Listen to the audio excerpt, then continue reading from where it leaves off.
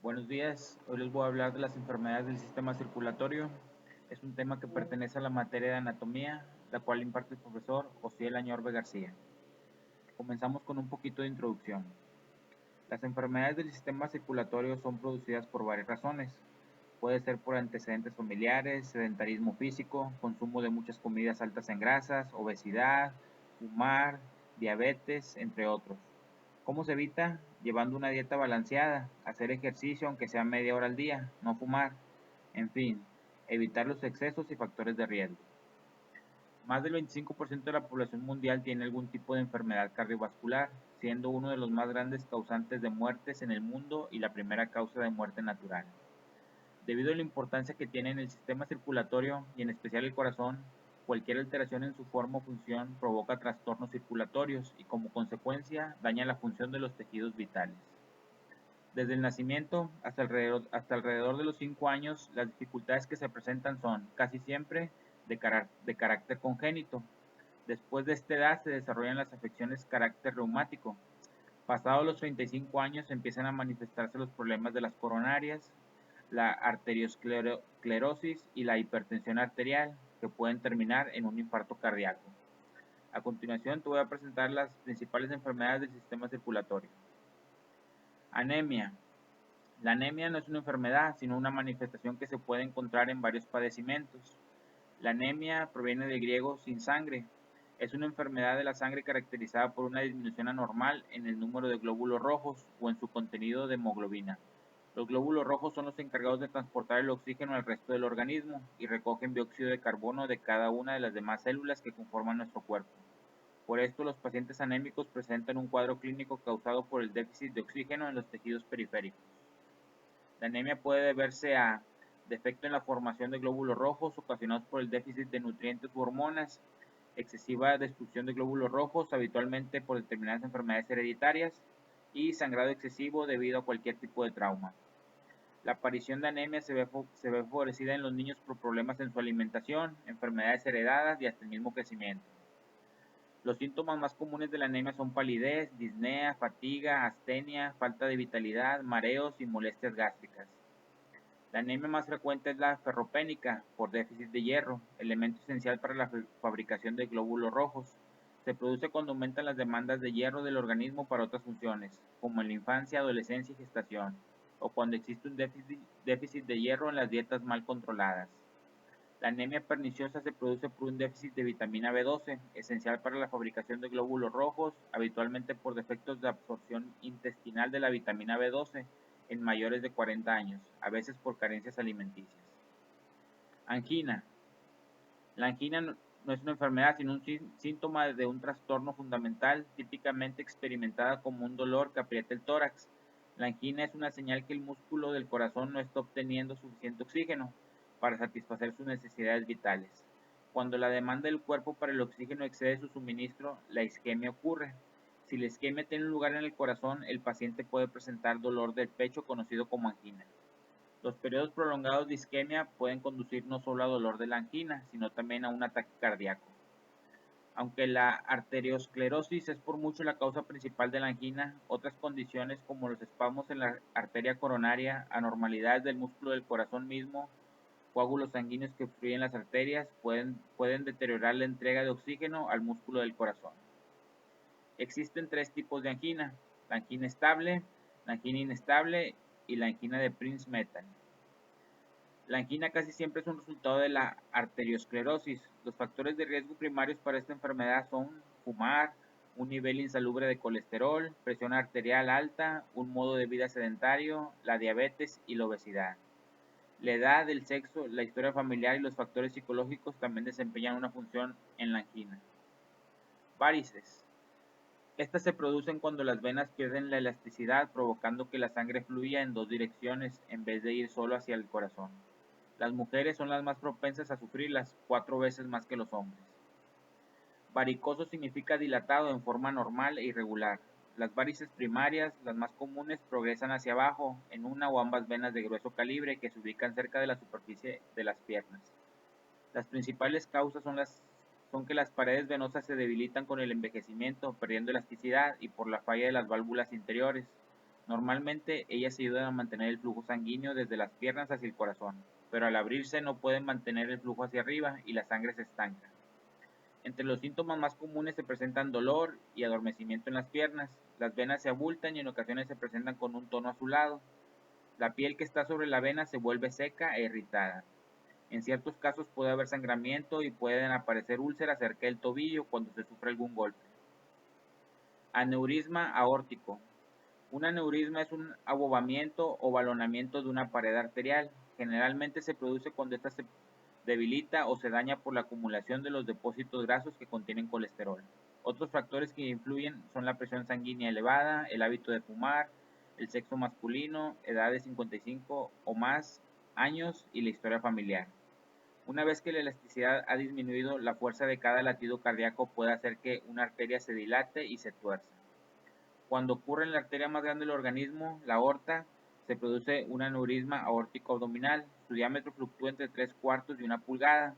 Los pequeños aneurismas que tienen menos de 2 pulgadas rara vez se rompen. El peligro de aneurisma aórtico abdominal es que tenga fugas o se reviente, causando una hemorragia que pone en peligro la vida. Solo unos pocos sienten dolor en la espalda a medida que su alteración se agranda. La mayoría, en cambio, lleva el problema en forma silenciosa. Arteriosclerosis. Son las arterias estrechadas o bloqueadas. Es la acumulación de depósitos grasos que contienen colesterol en las paredes internas de las arterias. A medida que la placa se desarrolla, el interior de estos grandes vasos se estrecha, con lo que se reduce el flujo sanguíneo. Cuando esto ocurre en las arterias coronarias, se produce un tipo de dolor en el pecho, denominado angina pectoris. El crecimiento de la placa también determina que la parte interna, en este caso, se vuelve irregular y rugosa. Un desgarro o ruptura en la placa puede provocar un coágulo sanguíneo. Al impedir el flujo de sangre al músculo cardíaco, habitualmente causa un ataque al corazón. A través de una cirugía a corazón abierto se une una arteria o una vena de otra parte del cuerpo a la arteria estrechada, haciendo una derivación. Su desarrollo es silencioso e indoloro. Se caracteriza por la formación de depósitos grasos en las paredes de las arterias. Esta acumulación aparecen como protuberancias llamadas placas, las que van aumentando de tamaño y estrechando cada vez más el interior de estos vasos. La consecuencia es que el flujo de sangre disminuye y si esta reducción ocurre en las arterias coronarias, desencadena un dolor llamado angina pectoris. A medida que crece la placa, las paredes se tornan irregulares y pueden romperse o fisurarse. Entonces se llama un coágulo, cuyo peligroso destino es detener el paso de la sangre o desprenderse y tapar una arteria más adelante. Si el flujo cesa y deja de irrigar una porción del corazón, se produce un infarto. Si sucede lo mismo pero con una parte del cerebro, sobreviene un accidente vascular cerebral. Colesterol. El colesterol es una sustancia cerosa, como grasa o lípido. Aun cuando muchos lo identifican como un veneno, nadie puede vivir sin él. Es fundamental para las membranas celulares del organismo, el aislamiento de los nervios y la secreción de algunas hormonas. El hígado lo utiliza para producir ácidos biliares que ayuden a digerir la comida. La confusión que rodea esta sustancia se debe a la forma como muchos emplean la palabra. Colesterol es un término que engloba tanto al que las personas que consumen con los alimentos como al que está en la sangre. Existe en la comida como un lípido de la dieta y también existe en una forma diferente como un componente natural de los lípidos de la sangre. Para ser conducido en la sangre, el organismo recubre el colesterol con proteínas llamadas apoproteínas. Su misión es transportar tanto al colesterol como a los triglicéridos. Entre las lipoproteínas están las de baja densidad, que contienen una gran cantidad de colesterol, y las de alta densidad, que incluyen proteína. El colesterol sirve como un material de construcción de todas las células del organismo. Las partículas que lo transportan se adhieren a receptores celulares para ser admitidos por ellas. Si hay muchas de estas partículas en la sangre, si las células del hígado no las reciben normalmente o existen muy pocos receptores en este órgano, los tejidos se saturan de colesterol y este se deposita en las paredes arteriales. El incremento de los lípidos de la sangre puede ser debido a diversas enfermedades, a veces hereditarias, pero en muchas personas la causa exacta se desconoce. Se sabe, sin embargo, que existe una serie de factores de riesgo que favorecen la aparición de hiperlipemia. Entre estos factores tenemos los antecedentes familiares, la edad del individuo, el sedentarismo y la dieta. De ellos es destacar la dieta, ya que está demostrado que la causa más frecuente de hiperlipemia es la alimentación con alto contenido en grasas saturadas y colesterol y rica en calorías. Ataque cardíaco. Un ataque cardíaco es una lesión al músculo cardíaco debido a una privación de aporte sanguíneo. Sobreviene cuando se bloquean las arterias que llevan sangre y oxígeno al órgano. Generalmente, este bloqueo lo produce un coágulo que se forma en una arteria estrechada por acumulación de colesterol y depósitos de grasa. Sin oxígeno, las células son destruidas, causando dolor u opresión y la función cardíaca se altera. Un ataque al corazón no es un suceso estático que ocurre de una vez, es un proceso dinámico que se desarrolla en 4 a 6 horas. Con cada minuto que pasa, mayor cantidad de tejido es privada de oxígeno y se deteriora y muere. La principal manera de prevenir el daño progresivo es el tratamiento precoz con medicamentos para disolver el coágulo y restablecer el flujo sanguíneo. Sin embargo, si no se actúa antes de las 2 horas, los beneficios se reducen sustancialmente.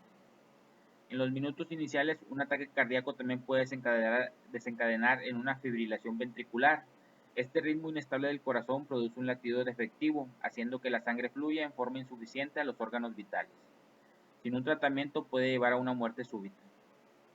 Circulación deficiente. Se nota cuando uno camina después de cierta distancia, siente un dolor preciso en su pierna, se produce siempre en el mismo lugar. Cuando se para y descansa unos cuantos minutos, la molestia pasa. Llamada claudicación intermitente, este trastorno es grave, también lo identificamos como calambre o debilidad. Es un signo de que los músculos de las piernas no están recibiendo suficiente oxígeno y nutrientes.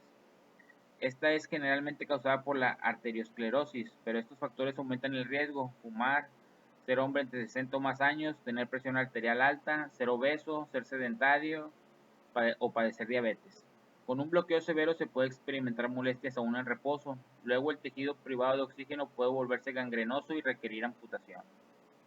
Para determinar la causa del dolor, el médico examina los pulsos en los pies y compara con la presión arterial del brazo o con la del tobillo. Si esta última es mucho menor que la del primero, podría significar que las arterias en las extremidades están estrechadas.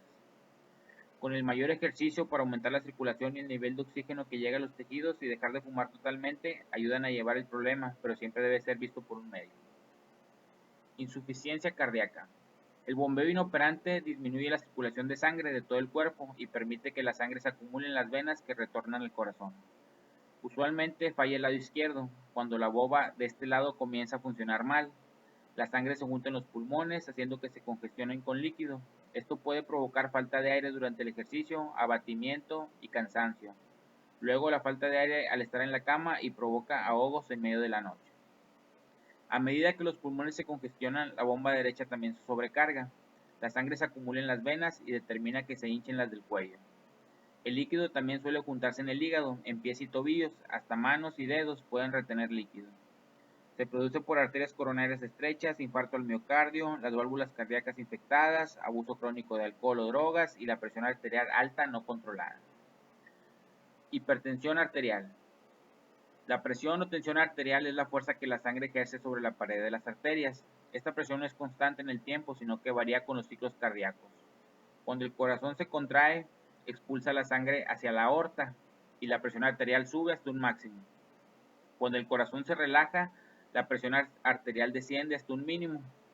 Además, la presión arterial también varía a lo largo de las 24 horas del día, generalmente relacionándose con las horas de vigilia y sueño. Suele ser más alta al despertar y posteriormente disminuye durante las primeras horas de sueño. Por otro lado, la presión arterial también varía con la edad de la persona, siendo menor en los niños y más alta en los adultos. Se considera que la tensión arterial es normal cuando está por debajo de 140 milímetros de mercurio de sistólica y 90 milímetros de mercurio de diastólica en un adulto. La causa de la hipertensión arterial es desconocida en la mayoría de los casos, pero aún así las causas de hipertensión más frecuentes son los antecedentes familiares, la dieta rica en sal, el sedentarismo, la obesidad, el estrés y la ansiedad de las enfermedades renales, los trastornos hormonales, la ingesta excesiva de alcohol, los anticonceptivos orales y otros medicamentos, y el abuso de ciertas drogas como la cocaína. Habitualmente la hipertensión produce daño en la pared de las arterias de forma silenciosa. Algunos pacientes refieren cefalea, mareo y o decaimiento. La hipertensión produce daño en diferentes órganos, principalmente en el corazón, cerebro, riñón y retina. Muy bien, con esto terminamos el tema de las enfermedades del sistema circulatorio. Espero les haya gustado y nos vemos la próxima. Saludos.